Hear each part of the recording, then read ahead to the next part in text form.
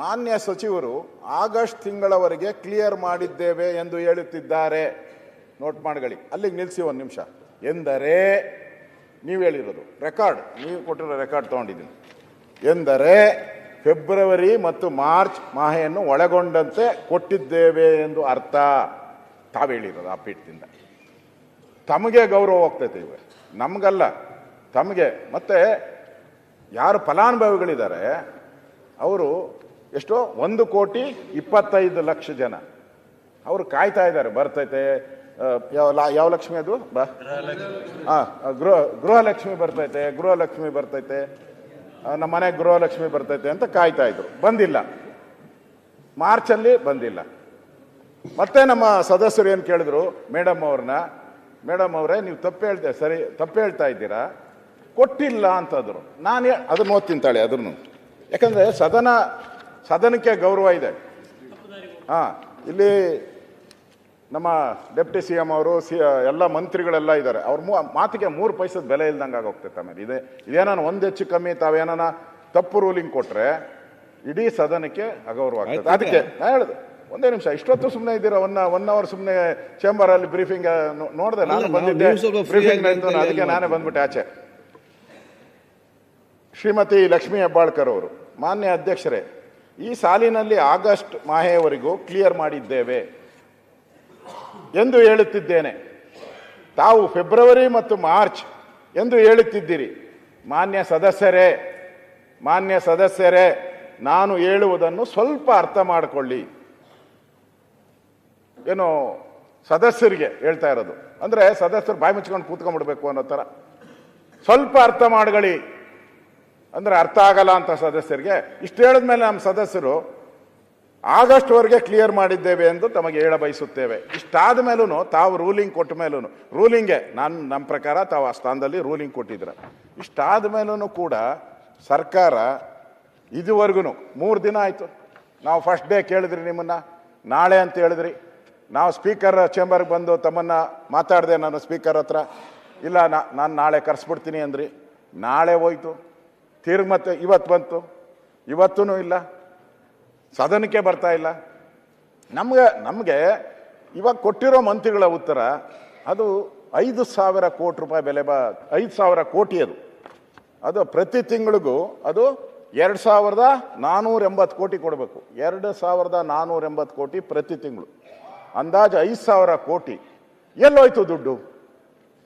ಯಾರಾದರೂ ತಾವು ಅಧ್ಯಕ್ಷರೇ, ಈಗ ನಾನು ಹೇಳೋದು, ತಾವು ಮಂತ್ರಿ ಆಗಿರ್ತೀರ, ಸದನದಲ್ಲಿ ತಾವು ಸ್ಪೀಕರ್ ಆಗಿ ನಡೆಸಿರ್ತೀರ.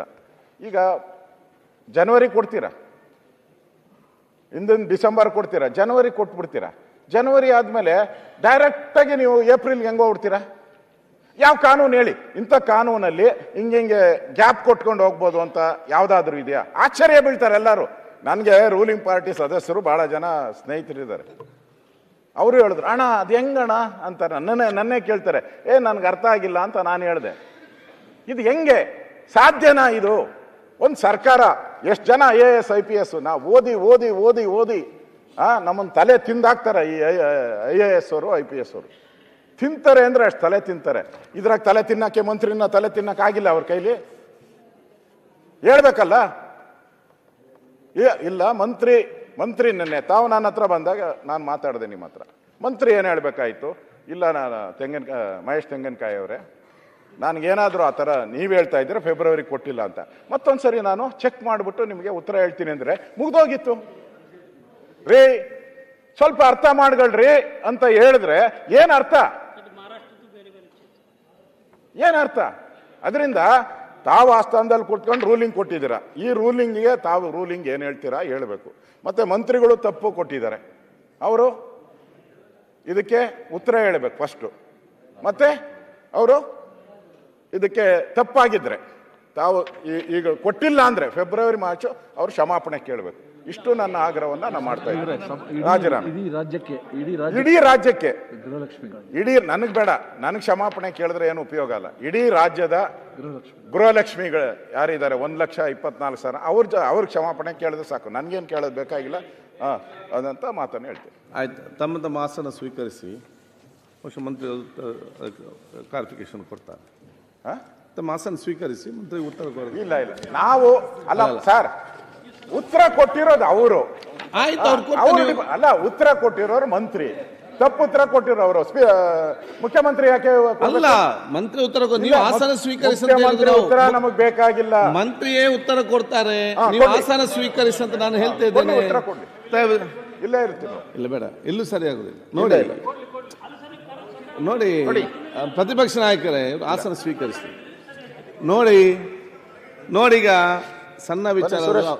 ಸಣ್ಣ ವಿಚಾರ ನಮ್ಮ ಆ ಒಂದು ಚರ್ಚೆ ಆದದ್ದು ಹೌದು. ಮಾತು ಸಂದರ್ಭದಲ್ಲಿ ಈಗ ಪ್ರತಿಪಕ್ಷ ನಾಯಕರೇ ಅನ್ಸದ್ದು ಈಗ ಮೊನ್ನೆ ಇಲ್ಲಿ ದುಡ್ಡಿನ ವಿಚಾರ ಅಲ್ಲ, ನಮಗೆ ಅವರು ಸರಿಯಾದ ಮಾಹಿತಿ ಬರಲಿಲ್ಲ ಅಂತೇಳಿ ಸಬ್ಜೆಕ್ಟ್ ಇರುವುದು ಅದು. ಇಲ್ಲಿ ಸೆಕೆಂಡ್ರಿ ದುಡ್ಡಿನ ವಿಚಾರ ಇರುವಂಥದ್ದು. ಆ ಒಂದು ಸನ್ನಿವೇಶ ಅಲ್ಲಿ ನಡೆದಿದೆ. ಇದರ ಬಗ್ಗೆ ನೀವು ಮಂತ್ರಿಗಳ ಬಂದು ನಮ್ಗೆ ಉತ್ತರ ಕೊಡಬೇಕಂತ ಕೇಳಿದ್ದೀರಿ. ಮಂತ್ರಿಗಳು ಬಂದು ಉತ್ತರ ಕೊಡಲಿಕ್ಕೆ ಬಂದಿದ್ದಾರೆ. ನಾನು ಹೇಳೋದು, ನೀವು ನಿಮ್ಮ ಆಸನವನ್ನು ಸ್ವೀಕರಿಸಬೇಕು. ಒಂದು ಯಾಕೆಂತ ಹೇಳಿದರೆ, ಈ ಬೆರಳು ನೋವಾದರೆ ಬೆರಳಿಗೆ ಮದ್ದು ಕೊಡಬೇಕು ಹೊರತು ನೀವು ಕೈ ತುಂಡು ಮಾಡಿದ್ರೆ ಆಗ್ತದಾ? ಈಗ ಆ ಒಂದು ಸಮಸ್ಯೆ ಏನಿದೆ ಅದಕ್ಕೆ ಬಂದು ಉತ್ತರ ಕೊಡ್ತಾರಲ್ಲ, ಅದನ್ನು ನಾವು ಇಲ್ಲೇ ಬಾವಿಯಲ್ಲೇ ಇರ್ತೇವೆ, ಇಲ್ಲೇ ಉತ್ತರ ಕೊಡಿ ಈ ರೀತಿ ಇದ್ದುಕೊಂಡು ಉತ್ತರ ಕೇಳುವಂಥದ್ದು ಇಲ್ಲಿಂದ ಬೇಡ, ಅಲ್ಲಿಂದ ಮತ್ತೆ ಅಲ್ಲಿಂದ ಕ್ಲಾರಿಫಿಕೇಶನ್ ಕೇಳುವಂಥ ಅವಕಾಶ ಇದೆ ಅಲ್ಲ. ಸೊ ಮನುಷ್ಯಗಳು ತಮ್ಮ ಸ್ಥಾನಕ್ಕೆ ಹೋಗ್ಬೇಕಂತ ಮಹಾಪ್ರಭುಗಳೇ.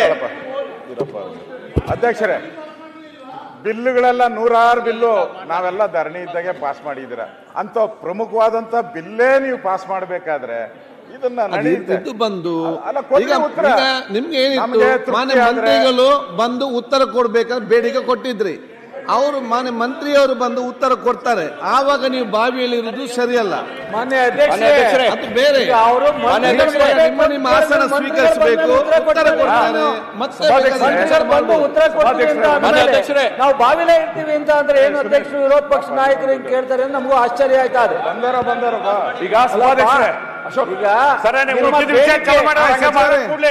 ಸಭಾಧ್ಯಕ್ಷರು ವಿರೋಧ ಪಕ್ಷ ನಾಯಕರೇ, ನಿಮ್ ಬೇಡಿಕೆ ಸ್ಪಷ್ಟವಾಗಿದೆ. ಮಂತ್ರಿಗಳು ಬರಬೇಕು, ಉತ್ತರ ಕೊಡಬೇಕು. ಮಂತ್ರಿಗಳು ಬಂದಿದ್ದಾರೆ, ಉತ್ತರ ಕೊಡಿಸ್ತಾರೆ. ದಯಮಾಡಿ ಅವಕಾಶ ಕೊಡಿ. ಮಾನ್ಯ ಅಧ್ಯಕ್ಷರೇ, ಅವಕಾಶ ಕೊಡಿ ದಯವಿಟ್ಟು. ಮಾನ್ಯ ಅಧ್ಯಕ್ಷರೇ, ನೀವು ಇಲ್ಲೇ ಬಾವಿಲೇ ಇರ್ತೀವಿ ಅಂದ್ರೆ ಏನು? ಮಾನ್ಯ ಅಧ್ಯಕ್ಷರೇ, ಪಾಟೀಲ್ ಸನ್ಮಾನ್ಯ ಅಧ್ಯಕ್ಷರೇ, ಈಗ ಸಭಾಧ್ಯಕ್ಷರೇ, ಇಲ್ಲಿ 2 ವಿಚಾರಗಳ ಕಡೆ ಗಮನ. ಒಂದು, ಸದನಕ್ಕೆ ಕೊಟ್ಟಿರುವ ಮಾಹಿತಿ ಬಗ್ಗೆ. ಎರಡನೇದು, ಯಾರು ಫಲಾನುಭವಿಗಳಿದ್ದಾರೆ ಅವರ ದೃಷ್ಟಿಯಿಂದ. ಪಾಟೀಲ್ರೆ, ನಂಗೆ ಈ ಸಂದರ್ಭದಲ್ಲಿ ಸ್ವಲ್ಪ ಒಂದು ಸಂದರ್ಭ ಜ್ಞಾಪಕ ಬರ್ತದೆ. ಹೈದರಾಲಿ ಇದ್ನಲ್ಲ, ಟಿಪ್ಪು ಸುಲ್ತಾನ್ ಅವ್ರ ತಂದೆ, ಅವನು ತನ್ನ ಸೈನ್ಯಕ್ಕೆ ಜನವರಿ 1ನೇ ತಾರೀಕು ಸಂಬಳ ಕೊಡ್ತಾ ಇದ್ದಂತೆ. ಫೆಬ್ರವರಿ ಬಂದಾಗ 5ನೇ ತಾರೀಕು ಕೊಡ್ತಾ ಇದ್ದ. ನಿಮ್ಗೇನು 5 ದಿವಸ ವ್ಯತ್ಯಾಸ? ಮಾರ್ಚ್ ಬಂದಾಗ 10ನೇ ತಾರೀಕು ಕೊಡ್ತಾ ಇದ್ದ. ಏಪ್ರಿಲ್ 15ನೇ ತಾರೀಕು 5 ದಿವಸ ವ್ಯತ್ಯಾಸ. ಜೂನ್ 10 ಬರೋದಕ್ಕೆ 1 ತಿಂಗಳು ಸಂಬಳನ ಹೊಡೆದು ಬಿಡ್ತಾ ಇದ್ದ. ಈ ಗೃಹಲಕ್ಷ್ಮಿ ಆಗಸ್ಟ್ವರೆಗೂ ಕೊಟ್ಟಿದ್ದೀವಿ ಅಂತ ಹೇಳೋರು ಫೆಬ್ರವರಿ ಎಲ್ಲೋಯ್ತು? ಪ್ರಶ್ನೆ. ಮಾರ್ಚ್ ತಿಂಗಳಿದೆ.